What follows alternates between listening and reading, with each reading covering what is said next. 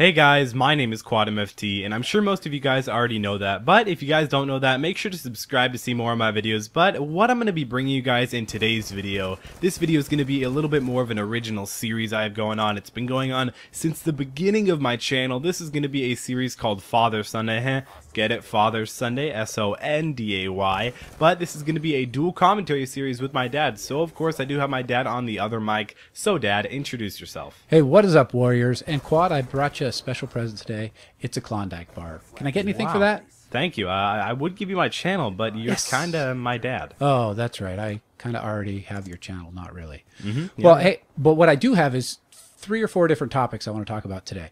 One is my new thought about the PS4 versus the Xbox One. All right, always interesting. And game modes, how to keep things fresh. Okay. And then new maps coming soon. And then the MLG tournament currently going on as we record. As we record, I was just Anaheim. watching it probably a few minutes ago. Yeah, so we got to hustle through this so we can watch the end of that. All right, so my thought that I had about the PS4 versus the Xbox One, there's a lot of guys who are loyal to their console, and I don't understand that. If you're going to buy a new console, why stay loyal? Because I think the big mistake that Sony and Microsoft are making is that their games won't be backwards compatible. So if they were backwards compatible, you'd want to stay with the same console no matter what. That is true, but I mean, when you think you kind of... Okay, so Call of Duty Ghosts is going to be on the Xbox 360 and the Xbox One and PS3 and PS4, but think about it like this. You buy it for the Xbox One, or you buy it for the Xbox 360, and you play it for a month, and then the Xbox One comes out, so you go and buy the Xbox One, and then you have to re-buy it without even having to buy it, or without even being able to port it from the Xbox 360 to the Xbox One. You have to re-buy it. So that's kind of getting Infinity Ward and Activision, that's getting them profits, making their partners happy, making Xbox and Microsoft happy. So I kind of think, I mean, it's kind of like, if it goes one way, it's kind of, I don't know how to really explain it, but it's whether people, if Microsoft wants people to buy the new consoles, if they want them to double buy games. That's basically what it is. You got to choose one or the other. Right, or keep both of your consoles, your PS3 and PS4, hooked up to your TV. You know, which people say, oh, well, you already have the consoles, does it matter? I'm like, you know what? I don't want to change the inputs. I'm just kind of lazy like that. Yeah, so, we all are. Yeah. All right. So see, just for that little bit, they could keep me with the same console. Okay. So we lost Arms Race. That was a sad update. That's sad. I always loved Arms Race. I mean, I don't know if they're going to bring it back, because right now I know we do have a select Nuketown 2025 playlist, but if they do bring back Arms Race, I think that'd be really cool, because I don't know why they only had it for about a month and a half, maybe 2 months, but it was a good game mode. It was like amped up TDM. I could get my streak super fast. I used to do all my Black Ops 2 live game modes and that was just a ton of fun, because it was so fast paced. I could get an orbital VSAT like 6 kills, and it was definitely worth it. I wish they still had it. Well, and I think new game modes keep things fresh. Like, what was the last one in MW3 where you turned into the enemy team and everybody ended up on the same one? It wasn't the enemy team, but you were a big juggernaut. It was MITD, Money in the Dank. Oh, yeah. That was fun. I got an 89 gun streak in that. Oh my gosh. Well, that's what I think. I think things are, stay fresh when you have new game modes. When they take them away, I don't understand it. Yeah, exactly. So how do you keep things fresh? Are you doing like any new games or anything like that? Well, right now the thing that you're looking at on the screen, the gameplay that you guys are looking at, is going to be some pretty impressive league play gameplay.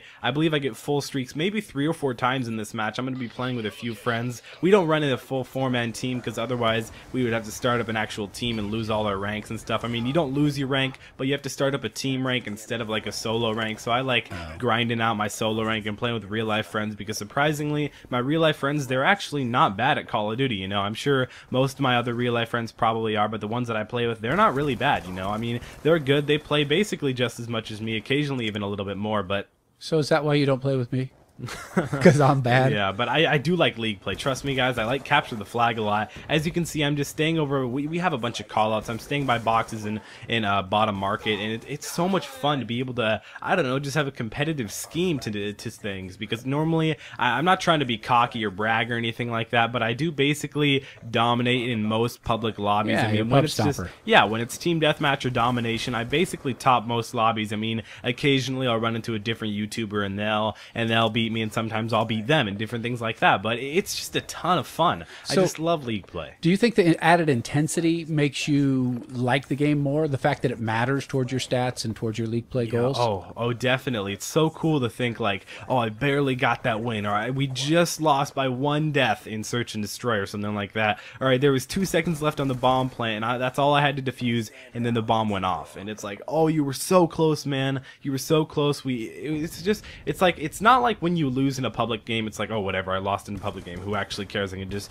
go away and it's all gone. But I mean, League play, it's like you lose for your whole team, because your whole team, the whole point, like kill death ratio, it doesn't really matter in League play. Like honestly, it doesn't matter at all. If you're going to even it, or maybe even 1 or 2 kills positive, you're actually doing really well. But it's all about the win. 100% all about the win. So it's much more of a team game. Very teamwork, different call outs and everything. So the added pressure, makes the intensity, more better. It's because it makes it more interesting.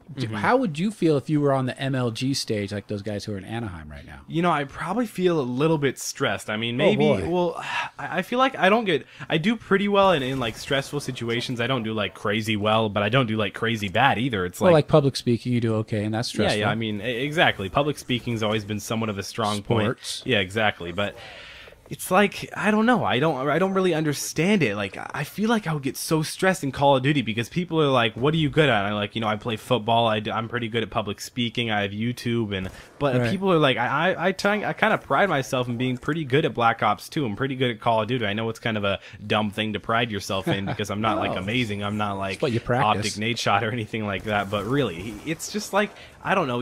When I say I'm good at something, I want to make sure I'm really, really good at it. So if I was up on the stage and it was like last round in Search and Destroy, it was 3-3.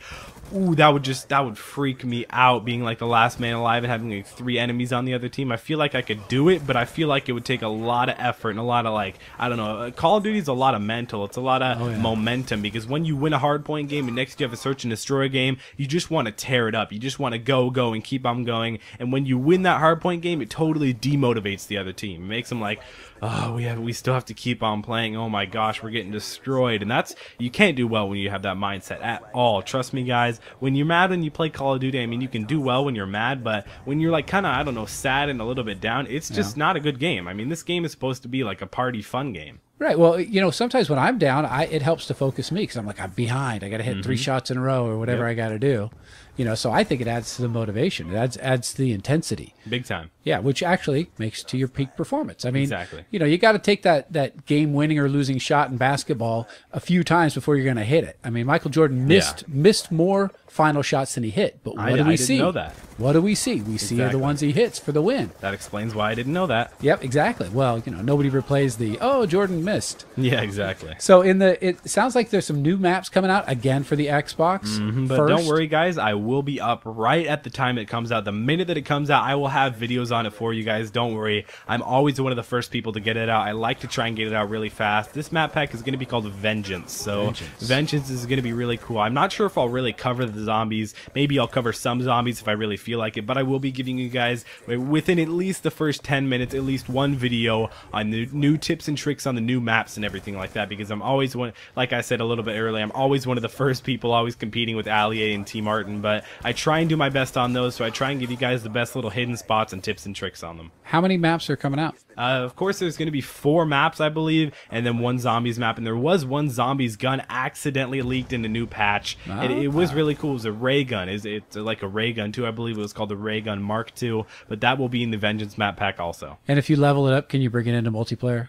I wish we would. Oh my gosh, that'd be OP, especially in like in like League play. If you could have like a ray gun, if you were like, I don't know, if you played like 3,000 hours or something like that, you just get a ray gun. It would be like a hack, and everybody would just get mad. Exactly. I would not play against. I would probably just turn off my Xbox or PS3 the instant that I saw someone else with a ray gun. Right. Yeah. It's like if it was OP, then forget it. I mean, exactly. And that's one thing. Like as I've seen you go back and play MW2 and other games. MW2 looks like it's hacked. I saw Moon Bounce one time. That's amazing. It's only hacked on PS3, to be honest. Like what I played of it recently is definitely more on Xbox, the Xbox side, but it is hacked. It's just terrible on PS3, to be honest.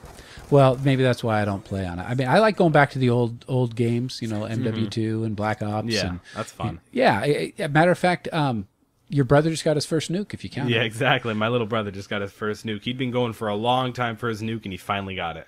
Do you think that's because all the good players already left MW2? But don't tell him. No, I still think there are a lot of good players on MW2. But I hope you guys enjoyed this video. Make sure to click like down below if you did enjoy. Add this video to your favorites. That really helps me out. Subscribe if you haven't already. It's been QuadMFT, your favorite commentator, and I'll see you next time. See if I don't die. Caught up in this dream world, getting used to life. Hanging with the wrong people can keep you from doing right. So I keep my circle tight, homie, you can never penetrate. If your mind state is just a hate, you should renovate. Do some mental feng shui, boy, I'm hella hungry. I never play it safe like a touch base. Listen up, fuck face, open your damn eyes. If ignorance is bliss, then they feeding you damn lies. I'm never giving bad vibes, homie, you just anti. Always do it big like Rosie O'Donnell pants size. That's a joke, man, I'm a comedian. Fuck swag, some cheap chucks is probably what you'll see me in. Shitty call something I can smoke a breezy in. Call up Caesar Milan, these bitches disobedient.